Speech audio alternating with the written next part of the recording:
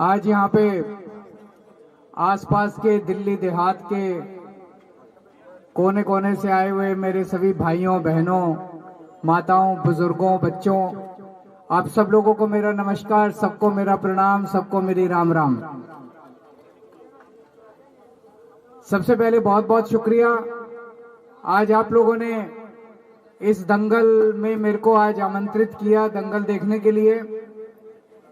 आप लोगों के बीच में आने के लिए इतना मान सम्मान दिया, प्यार मोहब्बत दी, आदर सत्कार दिया, इसके लिए मैं आपका तहे दिल से बहुत बहुत आभारी हूं। अब लगभग 10 साल पूरे हो रहे हैं हमारे आम आदमी पार्टी के दिल्ली में सरकार में। एक बात तो है, दिल्ली में जिस किस्म के काम हुए हैं पिछले 10 साल में, उनकी चर्चा ना केवल दिल्ली में हो रही है, पूरे देश के कोने कोने में हो रही है। जो पार्टियां आज तक हमको हमारे अलग अलग कामों के लिए गालियां दिया करती थी, आज वो हमारे ही कामों को ले लेके और पूरे देश में जा जाके वोट मांग रही हैं। दिल्ली में एक तरफ हमने गरीबों के लिए, लोअर मिडिल क्लास के लिए, मिडिल क्लास के लिए, उनको महंगाई से छुटकारा दिलाने के लिए कई योजनाएं करी, तो दूसरी तरफ दिल्ली के इंफ्रास्ट्रक्चर को बढ़ाने के लिए भी बहुत काम किए। गरीबों के लिए, मिडिल क्लास के लिए हमने बिजली फ्री कर दी, पानी फ्री कर दिया, शानदार सरकारी स्कूल बना दिया। ऐसे स्कूल आपको पूरे देश में कहीं नहीं मिलेंगे। ऐसे स्कूल बना दिए कि आपको जान के ताज्जुब होगा, पिछले कुछ सालों में 4 लाख बच्चों ने प्राइवेट स्कूलों से अपने नाम कटा के सरकारी स्कूल में भर्ती हुए हैं। 4 लाख बच्चे। पहले उल्टा होता था, सरकारी स्कूल से नाम कटा के बच्चे प्राइवेट में जाया करते थे, अब प्राइवेट से नाम कटा कटा के सरकारी स्कूलों में आ रहे हैं। पूरे दिल्ली में जगह जगह मोहल्ला क्लिनिक खोल दिए, सरकारी अस्पताल ठीक कर दिए, जहां सबका इलाज मुफ्त होता है, सारा इलाज मुफ्त होता है, दवाइयां, जो भी डॉक्टर की कोई फीस नहीं लगती, दवाइयां फ्री है, टेस्ट फ्री है, सब सारा इलाज मुफ्त होता है। महिलाओं का बस में सफर फ्री कर दिया। सबसे बड़ी बात है, 2015 के पहले याद करो, दिल्ली में 8 से 10 घंटे के पावर कट लगते थे। 8-8 घंटे, 10-10 घंटे बिजली जाया करती थी।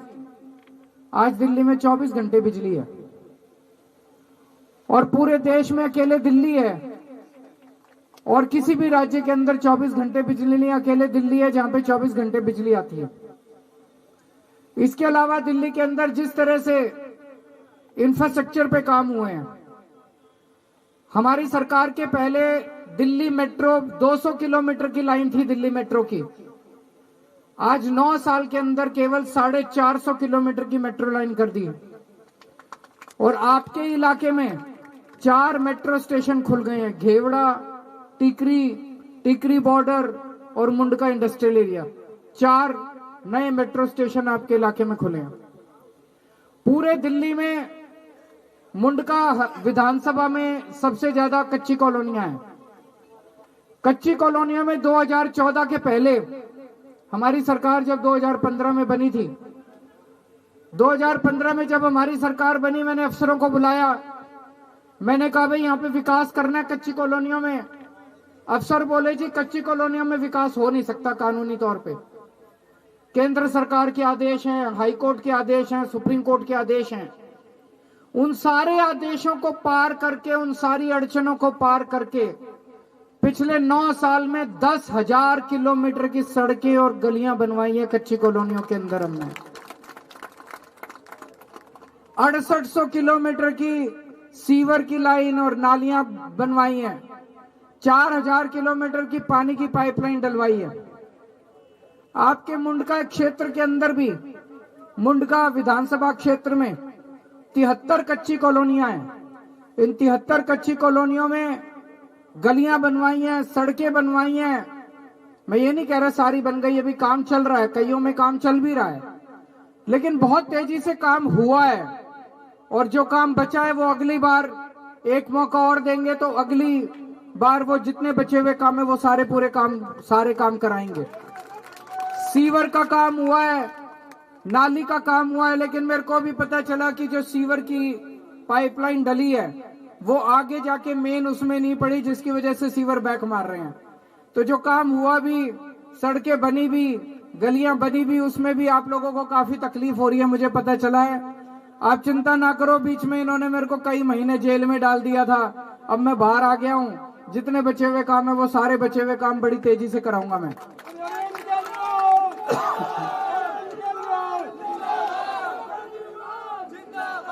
जितने गांव हैं, गांव के अंदर कई सारे मसले हैं। यहाँ पे मुंडका में जितने मुंडका विधानसभा क्षेत्र में जितने गांव आते हैं उन गांवों के भी सारे काम मैं कराऊंगा। मैंने सारी लिस्ट बना ली है, एक एक चीज का मैं मुआयना कर रहा हूं, सारे काम कराऊंगा। आपकी पानी की निकासी का, आपकी सड़कों का, आपकी नालियों का, गलियों का, सारे गांव में बचे हुए काम भी कराऊंगा मैं। एक सबसे बड़ी खुशखबरी देना चाहता हूं कि देश की सबसे बड़ी स्पोर्ट्स यूनिवर्सिटी, देश की सबसे बड़ी स्पोर्ट्स यूनिवर्सिटी मुंडका में खुलने जा रही है। इसके लिए 2100 करोड़ रुपए, 2100 करोड़ रुपए सैंक्शन हो चुके हैं। वो जल्दी बनने चालू होगी, समय तो लगेगा। देखो, कोई इतनी बड़ी स्पोर्ट्स यूनिवर्सिटी बनेगी, सबसे ज्यादा अपने गांव देहात के अंदर खेलों का चाव है लोगों को। हमारा युवा जो है वो खेलों के अंदर है। अगर स्पोर्ट्स यूनिवर्सिटी बनेगी तो सबसे ज्यादा अपने गांव देहात के बच्चे उसके अंदर पार्टिसिपेट करेंगे। बिजली के क्षेत्र में काफी पहले बिजली बहुत जाया करती थी, यहाँ पे जरा सा कुछ थोड़ा सा ज्यादा वो लोड हो जाता था, बिजली चली जाती थी। 12 नए ट्रांसफार्मर लगवाए हैं मुंडका क्षेत्र के अंदर, 12 नए ट्रांसफार्मर। अब मुझे पता चला है बिजली जाने की समस्या काफी हद तक कम हो गई है। और भी बहुत सारे काम करे हैं जी, और अभी बहुत सारे काम करने बाकी हैं। आपके छोटे भाई की तरह हूं, यहाँ पे बहुत सारे बुजुर्ग बैठे हैं, आपके बेटे की तरह हूं। आपने 10 साल में मेरे को बहुत आशीर्वाद दिया है, बहुत प्यार दिया है, नहीं तो मेरी औकात ही क्या थी। आपसे हाथ जोड़ के यही विनती है, इन लोगों ने मेरे को जेल में क्यों डाला? ऐसा नहीं कि पूरी दुनिया जानती है केजरीवाल जितना कट्टर ईमानदार आदमी कोई नहीं है। मेरे को जेल में डालने का एक ही कारण था कि दिल्ली में जो काम है वो किसी भी तरह से रोको, ये काम मत होने दो। आज ये जितने मेरे को गालियां दिया करते थे केजरीवाल बिजली फ्री क्यों दे रहा है, आज ये सारे राज्यों में जा जाके कह रहे हैं हमको वोट दे दो हम भी बिजली फ्री कर देंगे, हमको वोट दे दो हम भी बिजली फ्री करते नहीं है, झूठ बोलते हैं। तो ये दिल्ली में सारे काम रोकना चाहते हैं मेरे। मैंने आपके लिए काम करे, आपके बच्चों के लिए स्कूल बनाए, आपके परिवार के लिए अस्पताल बनाए, आपके सड़क बनवाए। मुंडका विधानसभा क्षेत्र के अंदर 4000 सीसीटीवी कैमरे लगाए, 2800 लोगों को तीर्थ यात्रा पे, बुजुर्गों को तीर्थ यात्रा पे भेजा मुंडका से मैंने। ये सारे काम रोकना चाहते हैं। मेरे को 100 बार जेल जाना मंजूर है आपके लिए, लेकिन जिस तरह से आपका प्यार और आशीर्वाद है मेरे लिए, बस वहीं से मेरे को ऊर्जा मिलती है, वहीं से एनर्जी मिलती है। आप ये प्यार, अपना आशीर्वाद बनाए रखिएगा, हमेशा अपना मेरे ऊपर आशीर्वाद बनाए रखिएगा। हाथ जोड़ के यही विनती करने के लिए आज आप लोगों के बीच में आया हूं। मैं जसबीर कराला भाई का शुक्रिया अदा करता हूं, आज उन्होंने मौका दिया आप लोगों के बीच में आने के लिए, बहुत बहुत शुक्रिया। हाँ जी, ग्राउंड में ले आओ जी।